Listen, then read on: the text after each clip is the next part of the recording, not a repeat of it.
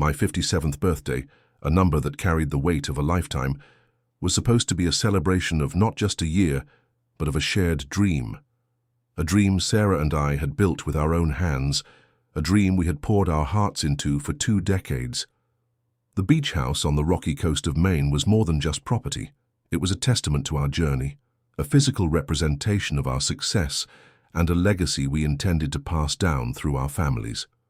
From the moment we first bought the overgrown, salty-aired lot, we had a single vision, a place where our children and their children could gather, a sanctuary from the relentless pace of the world, a place of peace and continuity. The air on this particular evening was thick with the scent of a late summer sunset. The sky, a breathtaking canvas of fiery oranges, deep purples, and fading streaks of gold, seemed to be putting on a show just for us. The rhythmic crash of waves against the shoreline was a familiar, comforting sound, a constant in a world of change. I watched the scene unfold from the weathered wooden deck, the same deck Sarah and I had spent a week building, our hands raw and our backs aching, but our spirits soaring with a sense of purpose. My wife, Maria, came up beside me, her presence a quiet anchor in my life's ever-shifting currents. "It's beautiful, isn't it?" she whispered, her voice a soft counterpoint to the ocean's roar. "It is," I replied, but my gaze was fixed on a point beyond the horizon. A strange unease had settled in my stomach from the moment we arrived. The usual warmth of family gatherings felt muted, replaced by a subtle, almost imperceptible tension. I saw Sarah across the deck, engaged in an animated, low-voiced conversation with her husband, Mark. Her face was a storm of conflicted emotions, a flash of frustration, a flicker of something I could only describe as cold calculation. Every few seconds, her eyes would dart toward me, a quick, guilt-ridden glance, before she'd turn back to Mark, her posture stiff and unyielding. The easy camaraderie we'd always shared was gone, replaced by this unsettling distance. I felt a pang of loneliness, a disconnect in the very place that was meant to be our ultimate connection. I'd spent countless hours here with Sarah, sitting in these very chairs sharing stories, problems and dreams. We'd navigated the complex maze of raising our children, the quiet sorrow of losing our parents, the simple joys of watching our families grow and flourish. This house was a vessel for those memories, a sanctuary of our shared history. As the sun dipped below the horizon, painting the last streaks of light across the sky, Maria gently nudged me. "The cake is ready. Don't look so serious, it's your birthday." I forced a smile and followed her to the large hand-carved picnic table in the yard. Our families gathered around, the sounds of laughter and friendly chatter a thin veneer over the unspoken tension. Sarah, her smile a little too bright, her eyes a little too distant, stood next to me as everyone began to sing "Happy Birthday." I looked at her, at the familiar lines around her eyes and the slight grey in her hair, and felt a surge of affection. This was my sister, my confidant, my partner in this long and winding journey. I pushed the feeling of unease aside, convincing myself it was just the stress of the party, a fleeting shadow. I closed my eyes and blew out the candles, the small flames extinguishing in a puff of smoke. As the applause and cheers faded and people began to disperse, Sarah leaned in close. The music from the portable speaker, the low hum of conversation, the distant crash of the waves, all of it faded into a muffled background. Her voice, a sound I had known my entire life, was now a chilling, unfamiliar whisper. "David," she said, her eyes fixed on something over my shoulder, as if she couldn't bear to look at me. "I need to talk to you, privately." We walked down a narrow, sandy path toward the dunes. The salt-laced wind picked up, a cool, gentle breeze that did little to calm the roaring storm within me. The sand shifted silently under our feet, each grain a testament to the passage of time. The silence between us was heavy, a suffocating blanket of unspoken words. "What is it, Sarah?" I asked, my heart thudding against my ribs. She didn't answer right away. She stopped at the crest of a dune, staring out at the vast, dark expanse of the Atlantic. Her hands were clasped so tightly in front of her that her knuckles were white. "It's about the house," she began, her voice low and hesitant, almost lost to the wind. "Mark and I, We've been talking. A cold knot formed in my stomach, tightening with a sense of impending doom. I knew in that gut-wrenching moment that this was not a conversation about a leaky roof or a new deck. This was something else entirely. Talking about what? I managed to say, the words catching in my throat. She finally turned to me, and her expression was a mask of rehearsed regret. The upkeep, the taxes, and it's just becoming too much, she said, the words spilling out in a hurried, emotionless stream. And with the kids grown and having their own lives, we've decided we want to simplify. We're going to buy you out, David. The words hit me with the force of a physical blow. I stumbled back a step, my mind reeling. Buy me out? Sarah, this isn't just a house. This is our house. We built it together. The memories of our shared labor flashed before my eyes. The long, hot days, the blisters on our hands, the way we had argued over the smallest details, and then celebrated every victory, no matter how small. I know, she said, her voice softening, but the steel was still there, a hard, unyielding core. And we'll give you a fair price. More than fair, actually. We've already had a lawyer draft the papers. It's the most logical way to move forward. It solves the problem of, well, you know. No, I don't know, I said, my voice rising with a mix of confusion and anger. What problem? What are you talking about? She let out a frustrated sigh, as if my lack of understanding was a burden she couldn't bear. She turned away from me, her shoulders slumping. Then, in a moment that felt like an eternity, she turned back, and the full weight of her gaze landed on me. Her voice was a low, sharp whisper, cutting through the night air like a shard of glass. David, she said, the words a final, brutal judgment. At this stage of our lives, there's just no room for you. The phrase hung in the air between us, a cruel, cold pronouncement. The sound of the waves, once a source of comfort, now felt like a taunting roar. The sand shifted beneath my feet, and I felt as if the entire world had been pulled out from under me. The beach house, the ocean, the sunset, the memories, it all felt like a lie. My 57th birthday, the one meant to be a celebration of our shared journey, had become the stage for the unceremonious severing of a bond I thought was unbreakable. The day after my birthday, the atmosphere in the beach house was thick and suffocating. The air, usually so fresh with the scent of salt and pine, felt heavy with the weight of unspoken words. The sun, once a source of life and warmth, now seemed to cast a harsh, unforgiving light on everything. The familiar sounds of the house, the creak of the floorboards, the hum of the refrigerator, the distant cry of gulls, were now a constant, grating reminder of the chasm that had opened up between Sarah and me. I sat at the large, hand-carved dining table, the same one where we had shared countless holiday meals, holding a mug of coffee that was growing cold in my hands. The phrase "no room" echoed in my head, a relentless, torturous loop. It wasn't about physical space, it was about emotional space, the space in her life, the space in the carefully constructed family narrative she was so casually rewriting.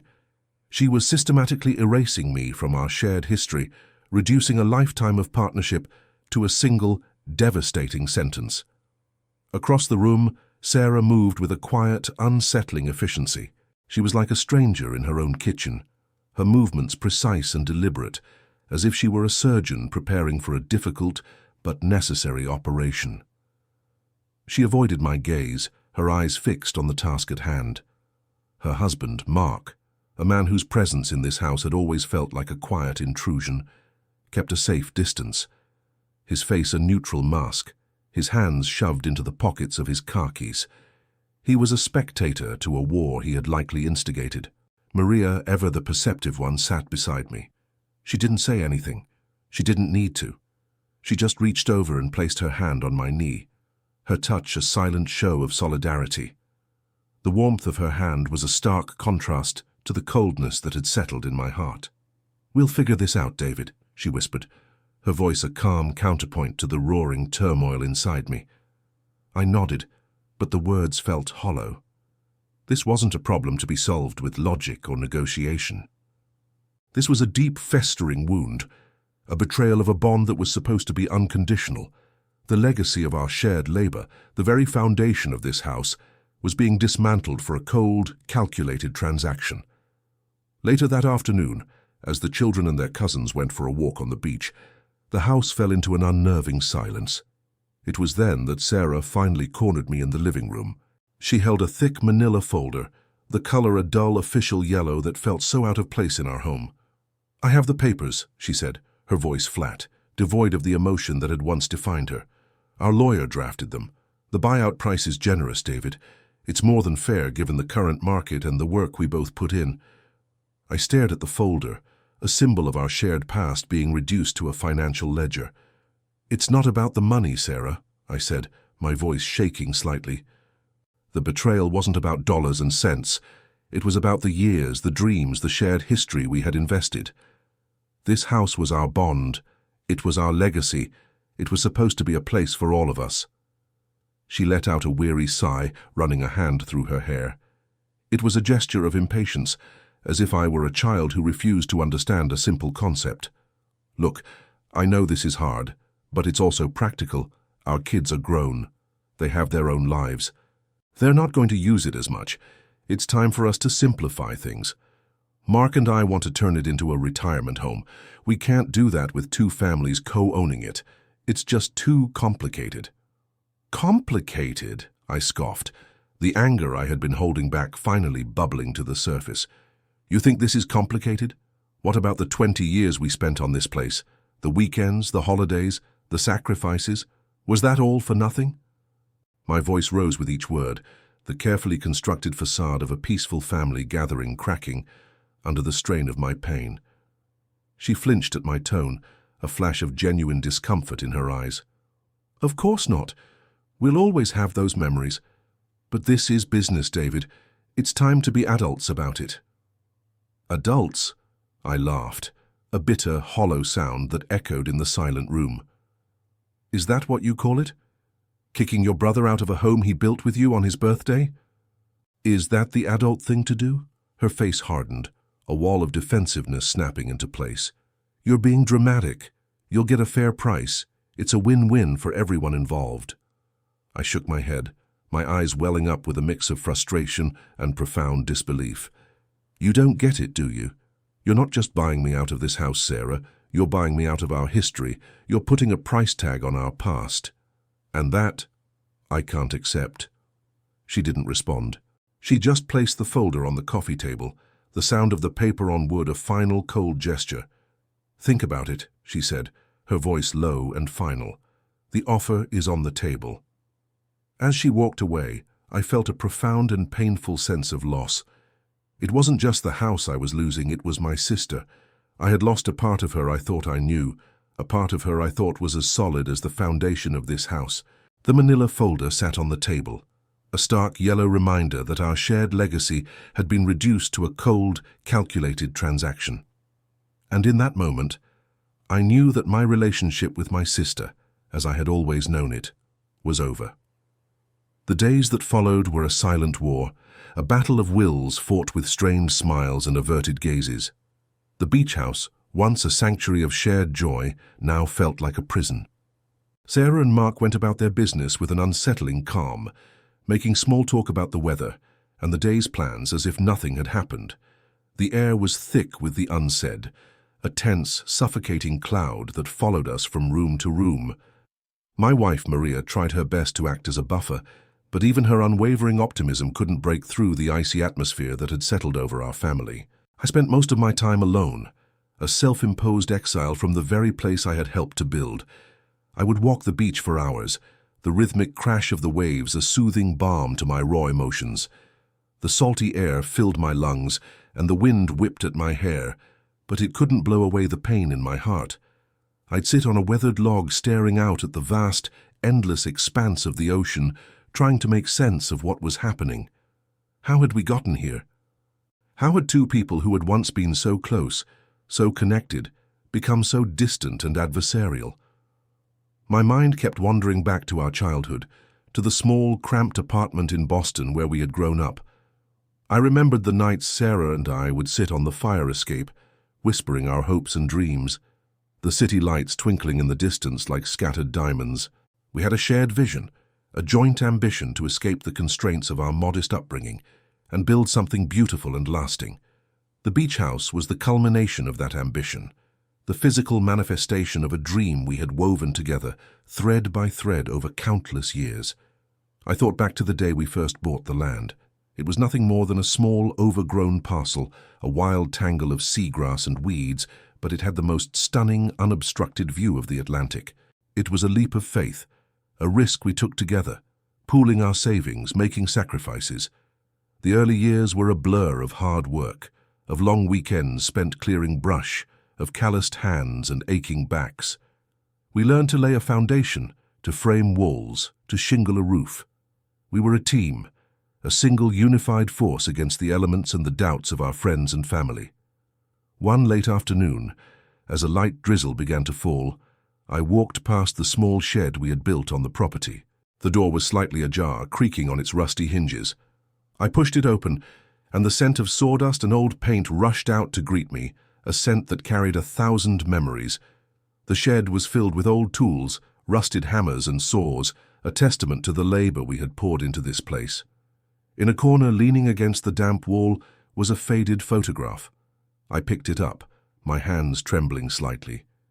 It was of a much younger Sarah and me, standing on this very spot. I was holding a hammer, she was holding a blueprint.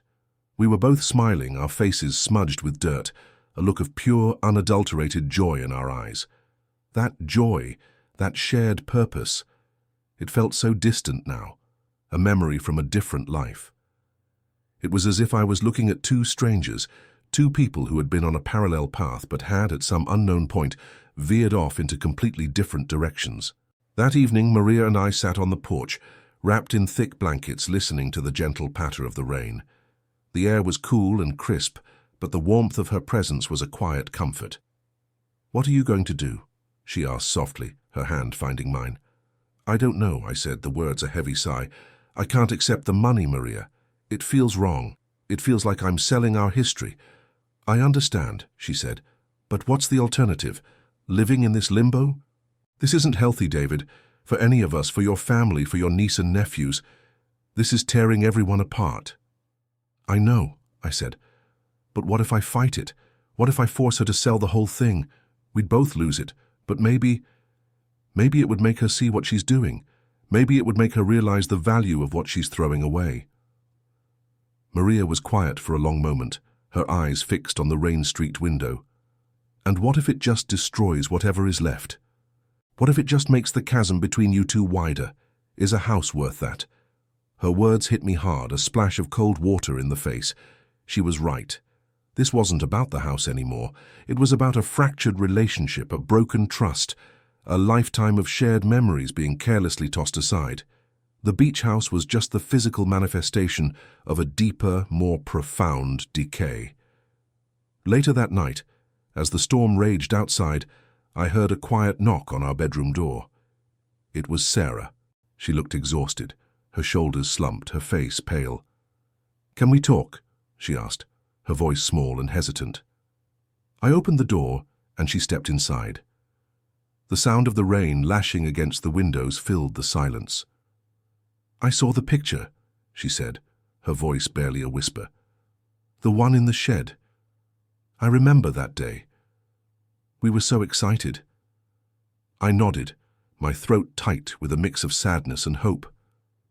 "So were we," I said, my voice thick with emotion. "What happened to that, Sarah? What happened to us?" She looked at me, a flicker of the old Sarah in her eyes, a moment of raw vulnerability. "Life happened, David," she said, a tear rolling down her cheek. "We grew up. Our lives took different paths. We have our own families now, our own responsibilities. But family is family," I said. "This house was supposed to be the one thing that held us together." She let out a shaky breath. I know. But Mark, he's been pressuring me. He says it's not fair to his family, that they don't have the same claim to the house. He says it's time for us to have our own place, without the ghosts of the past." And in that moment, the bitter, painful truth finally emerged. This wasn't just about Sarah. It was about her husband, his influence, his desire for control and ownership. The cold calculation wasn't hers alone. She was caught in the middle, between a past she cherished and a present she was desperately trying to navigate. The house, once a symbol of our shared dream, now felt like a mausoleum filled with the ghosts of what we used to be. The decision, I realized, was no longer just about me. It was about our entire family, about a future that felt terrifyingly uncertain. I left the beach house the next morning, under a sky still heavy with a sense of lingering sorrow. The air was damp with the remnants of the previous night's rain, and a thin mist hung over the dunes. The drive back to Boston was a long, silent one. Maria was quiet beside me, her hand resting on my arm, her presence a comforting anchor in a sea of emotional turmoil. The serene coastal landscape of Maine slowly gave way to the familiar concrete jungle of the city. The noise, the traffic, the relentless pace of urban life felt jarring after the tranquility of the coast. It was as if I had been living in a beautiful, painful dream and had now been abruptly and unceremoniously woken up. My own home, a modest two-story colonial in a quiet suburb, felt different. It was a good home, a comfortable one, filled with the memories of our own family life. But it wasn't the beach house. It wasn't the legacy. It didn't hold the weight of our shared history, the 2 decades of labor and love that Sarah and I had poured into it. It was just a house. I spent the next few days in a haze of phone calls and emails. I contacted a lawyer, a man named Arthur, a friend of a friend who specialized in property law. I laid out the situation, my voice flat and emotionless, as if I were a stranger telling a story about someone else. He listened patiently, his silence a sign of his deep concentration. "So, if I understand correctly," he said, his voice calm and professional, "you and your sister are equal owners. She's proposing a buyout, but you're not interested in the money. You're interested in preserving the joint ownership and the emotional investment that comes with it." "It's more than that," I said, the words a weary sigh. "It's about the principle of it. It's about a bond that she's trying to sever with a check. I can't let her do that. It feels wrong." He paused for a long moment, the rustle of papers in the background a low, static sound. "I understand, but legally it's a bit more complex. If one party wants to sell and the other doesn't, it can get messy. You could force a partition, which would essentially mean the court would order the sale of the property to a third party and you'd both split the profits. But that's a long, expensive process, and it usually ends with both parties losing a significant amount of money and all of the goodwill they once had. It's a scorched earth policy, David. You'll win the battle, but you'll lose the war." His words confirmed my deepest fears.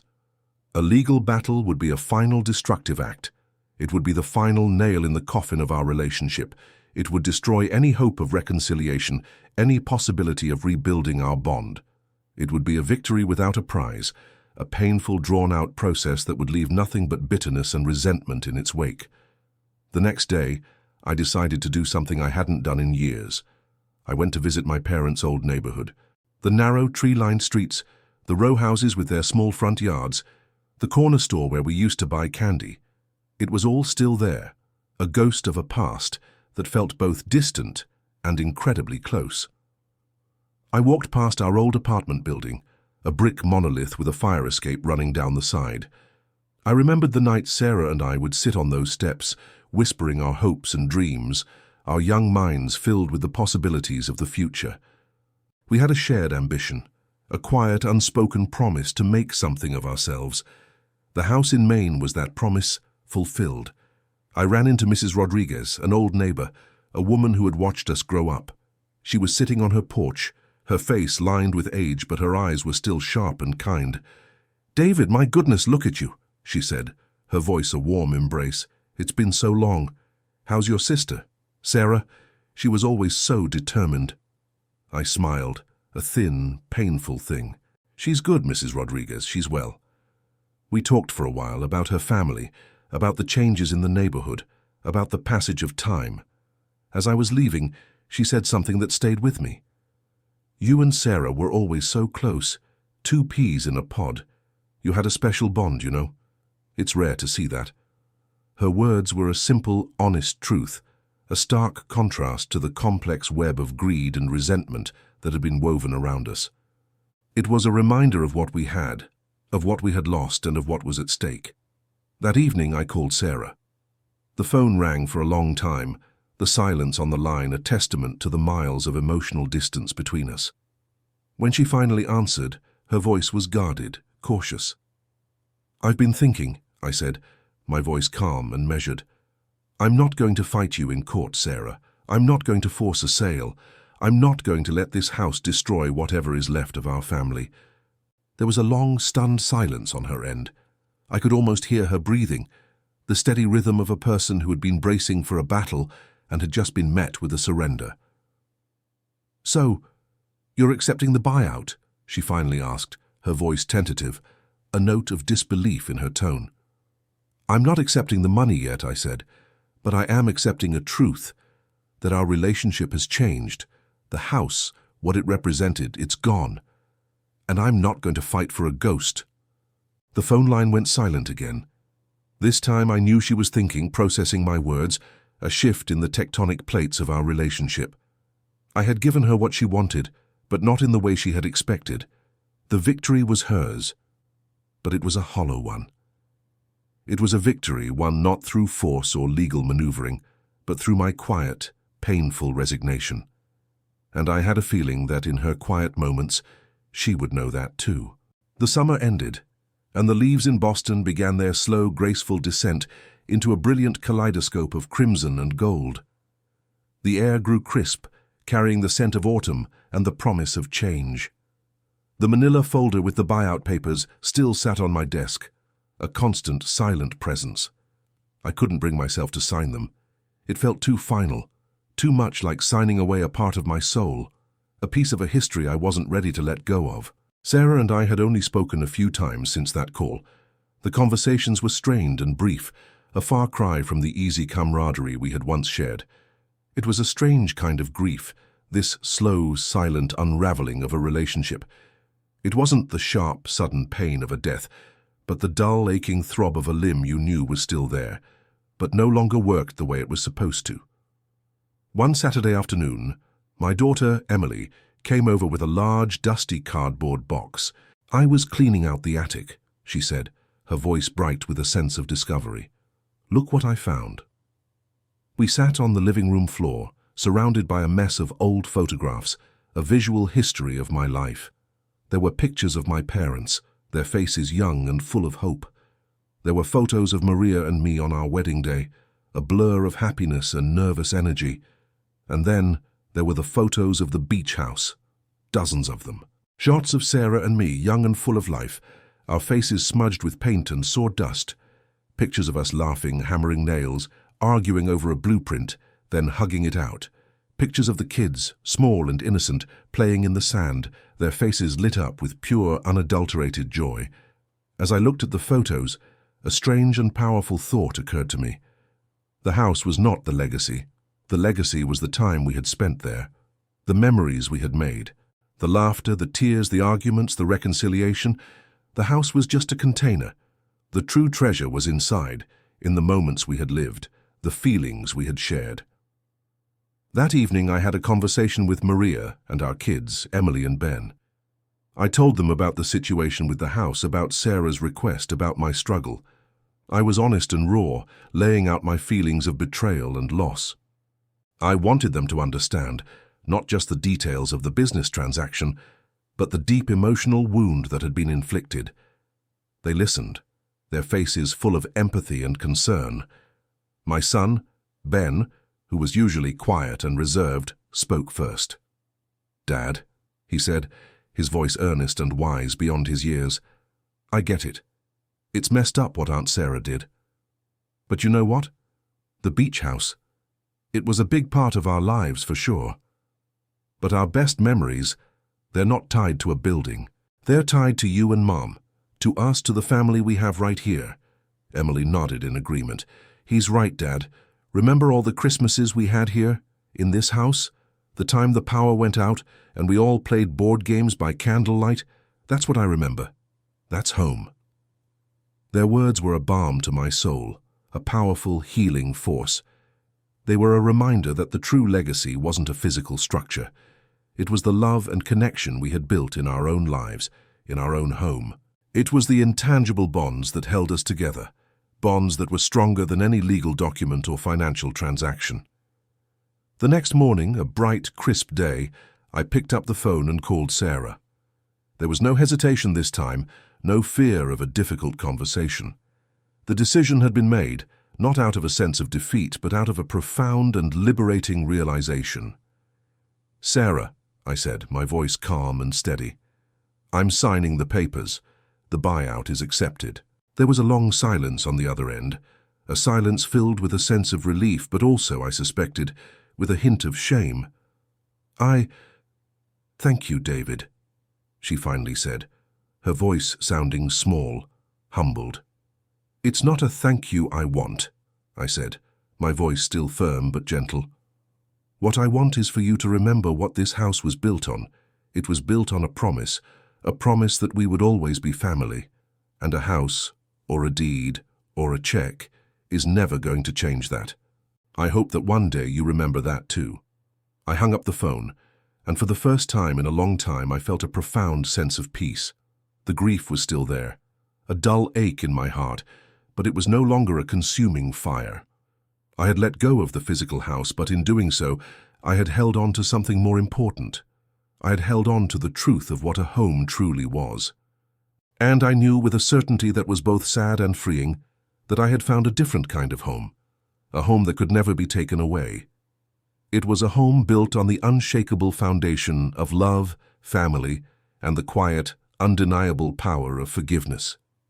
The check arrived a week later, a thick envelope from the law firm.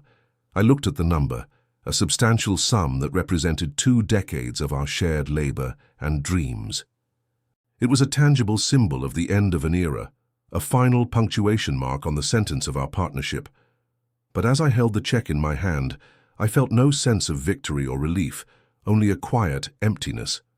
The money, I realized, was a cold comfort. It could never replace the years, the memories, the shared laughter. It was a poor substitute for the bond that had been broken. Maria suggested we use the money to take a long-overdue trip. We had always dreamed of visiting Europe, of exploring the small towns of Italy and the bustling streets of Paris. It was a good idea, a way to use the money for new memories, to create a new chapter in our lives, a way to find some kind of healing. But I couldn't bring myself to do it. The money felt tainted, a price paid for a betrayal. It felt like blood money.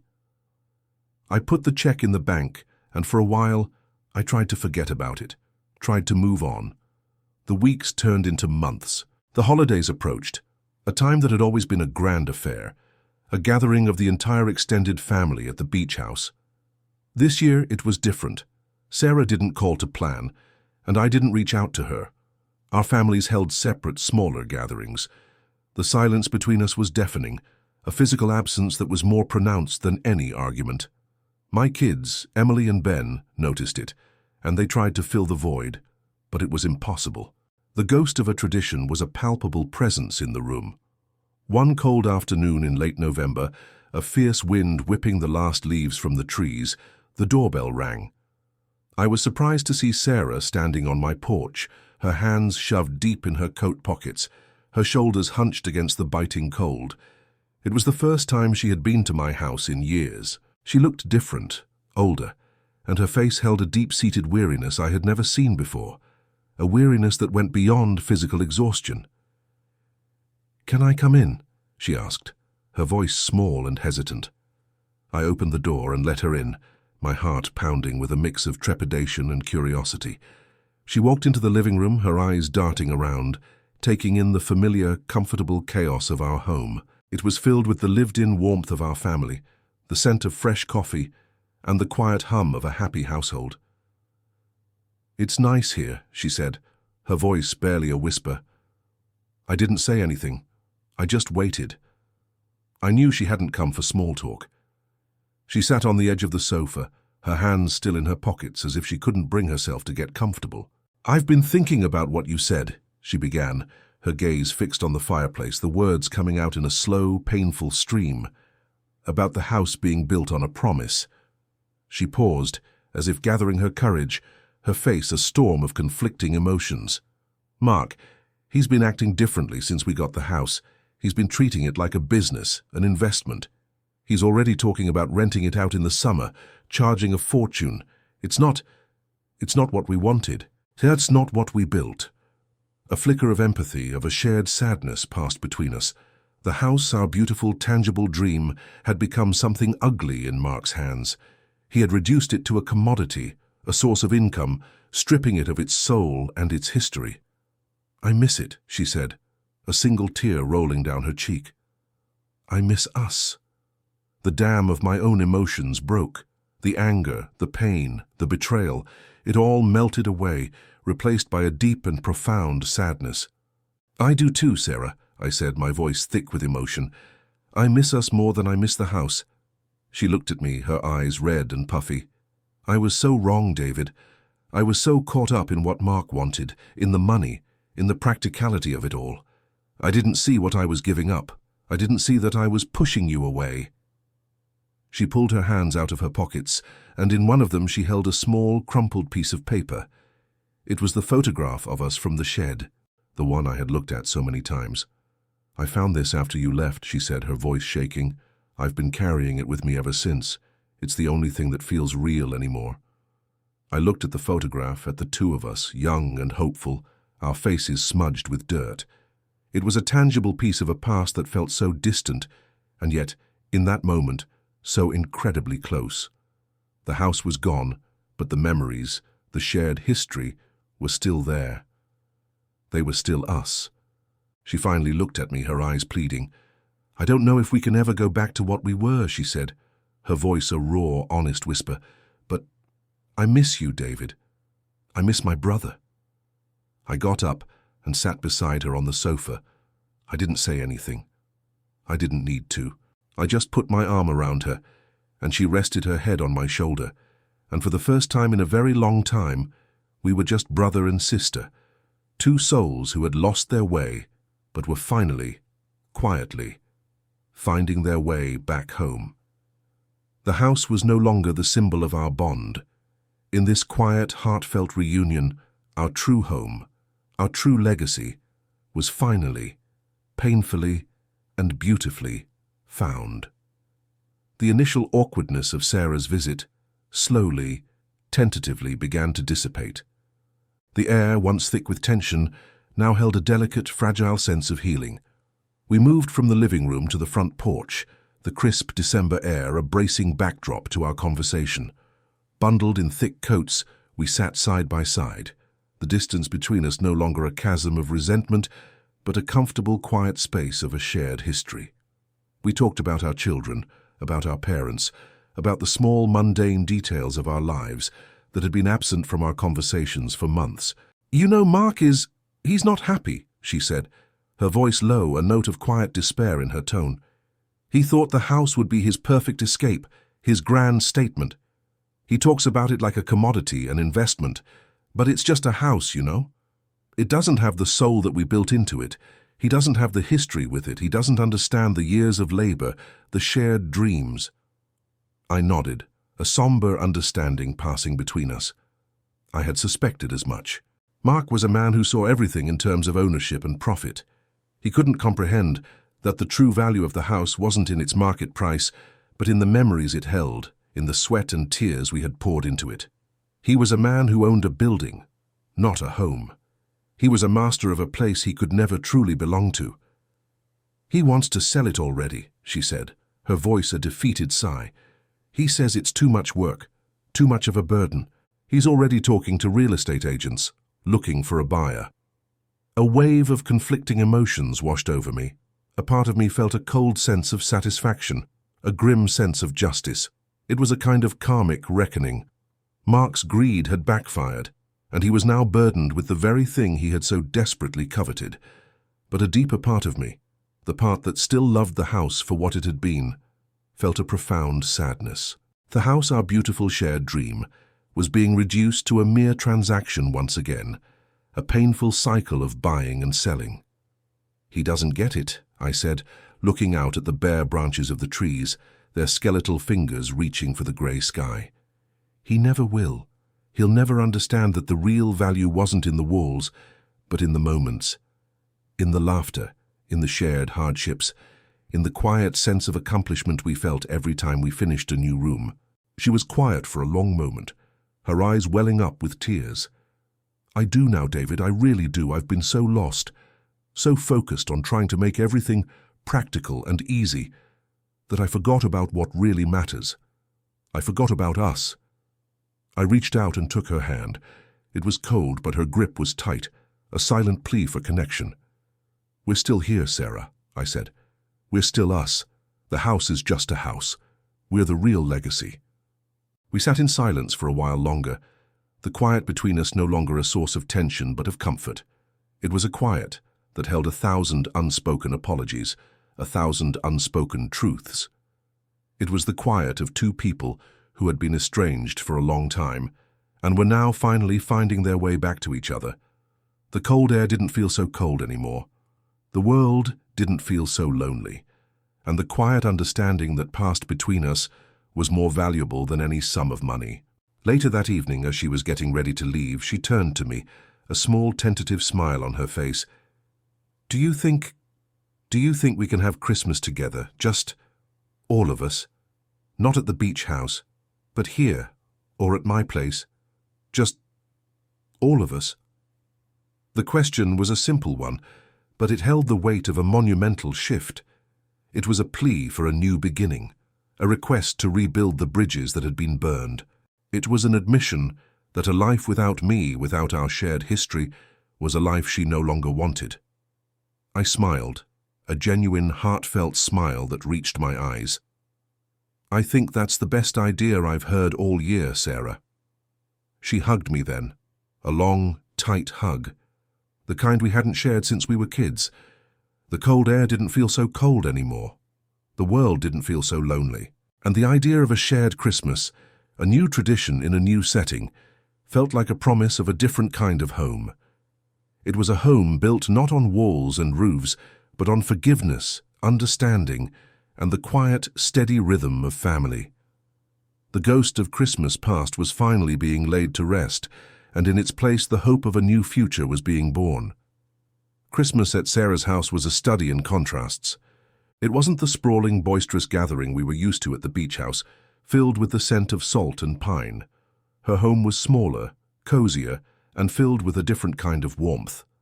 A fire crackled in the fireplace, its flames dancing and casting a warm golden glow on the room. The scent of pine from the tree mixed with the comforting aroma of cinnamon and fresh-baked gingerbread. The Christmas tree, decorated with ornaments from both of our families, stood in the corner, a silent testament to our fragile truce, a physical representation of two separate histories being carefully, painstakingly woven together. The kids, now young adults, were still a bit awkward. They had grown up with the tradition of Christmas at the beach house, and this new setting felt strange and unfamiliar. But they were trying. They laughed at old jokes, they shared stories, and they made a quiet, conscious effort to bridge the gap that had formed between their families. I watched as my son, Ben, sat and talked with Sarah's daughter, exchanging quiet smiles and easy laughter. It was a small, hopeful sign that the healing had begun to extend beyond the two of us. I watched Sarah from across the room. She was talking to Maria, her laughter genuine, her face relaxed and free from the stress that had been etched on it for months. She was herself again, the sister I had known my entire life, the woman who had shared her dreams and fears with me, the partner in our lifelong adventure. Later that evening, after the kids had gone to bed, Sarah and I sat in the living room, a blanket of quiet between us. The fire in the fireplace had settled into a gentle crackle. "It's not the same," she said, her voice soft, a hint of melancholy in her tone. "But it's good. It's a different kind of good." "It's better," I said, surprising myself with the words. "It's more real. We're not here because of a building. We're here because of each other. We're here because we chose to be." She smiled, a small, sad smile that reached her eyes. "I still feel so guilty, David, about the house, about everything. I can't imagine how much I hurt you." I reached for her hand. "We all make mistakes, Sarah. We all get lost sometimes. The important thing is that we found our way back, and we found it without a court battle. We found it with a phone call and a cup of coffee on a front porch." She squeezed my hand, her grip tight and reassuring. "Thank you for not fighting me. Thank you for not giving up on us. I don't know what I would have done if you had." "I could never give up on you," I said. "You're my sister. You're a part of me. You always have been and you always will be." The fire crackled in the fireplace, casting a warm golden glow on the room. Outside, a light snow had begun to fall, dusting the world in a pristine white blanket. It was a kind of quiet magic, a moment of profound peace. The past, with all its pain and betrayal, felt distant, a ghost we had finally laid to rest. The future, a future filled with the promise of new traditions and a stronger, more honest bond, felt bright and hopeful. As I sat there listening to the quiet sounds of the house, I finally understood what Maria had been trying to tell me all along. The true legacy wasn't in a piece of property. It was in the relationships we nurtured, in the forgiveness we offered, in the love we chose to share. And in that moment I knew that the beach house, our shared dream, was not a loss, but a gift. It was a painful, complicated gift that had taught me a profound truth, that a home is not a place, but a feeling. It's the feeling of belonging, of being seen and understood, of being loved unconditionally. And that feeling, in all its complicated, messy, and beautiful reality, was something that could never be taken away. It was something that no one could ever sell. The holidays passed, and life slowly returned to its normal pre-conflict rhythm. The cold, tense silence that had defined our relationship for months was replaced by a quiet, comfortable hum of connection. Sarah and I continued to talk regularly, our conversations no longer stilted and tense, but open and honest. We even made plans to take a trip together, just the two of us, a quiet weekend away to reminisce and reconnect. It was a small, hopeful step, a conscious effort to rebuild a bond that had been so carelessly fractured. But it felt like a monumental leap, a testament to the power of forgiveness and a shared history. One warm afternoon in late spring, the world bursting with the vibrant greens and yellows of new life, I got a call from Sarah. Her voice was hesitant, a mix of sadness and something I couldn't quite decipher. "David," she said, her voice barely a whisper. "Mark found a buyer for the house. The deal is going through next week. The new owners want to close quickly." She paused, as if bracing herself for my reaction. I was wondering if you wanted to go with me one last time. Just to say goodbye." The request took me by surprise. A part of me wanted to say no to avoid the painful memory, to keep the past a ghost. I had already made peace with the loss of the house. Why reopen the wound? But another part of me knew this was an important step. It was a way for her to show that she understood the emotional significance of the house, a final act of respect for our shared history. It was a way to close the chapter, to say a proper goodbye to a place that had held so much of our life. "I'll go," I said, my voice steady. "I'll go with you, Sarah." We drove in my car, the familiar route to the coast, a mix of nostalgia and melancholy. The trees were beginning to bud, a hopeful sign of new life, a stark contrast to the death of our shared dream. The air grew salty as we approached the ocean, and the sound of the waves, a low, rhythmic hum, filled the car. It was the sound of 1,000 memories, both good and bad. We pulled up to the house, and for a long moment neither of us got out of the car. We just sat there, looking at the familiar facade, the windows staring out at the ocean like 100 quiet eyes. "It looks so different, doesn't it?" she said, her voice laced with sadness. "Without all our stuff, without the life we built into it, it's just a house. It's empty."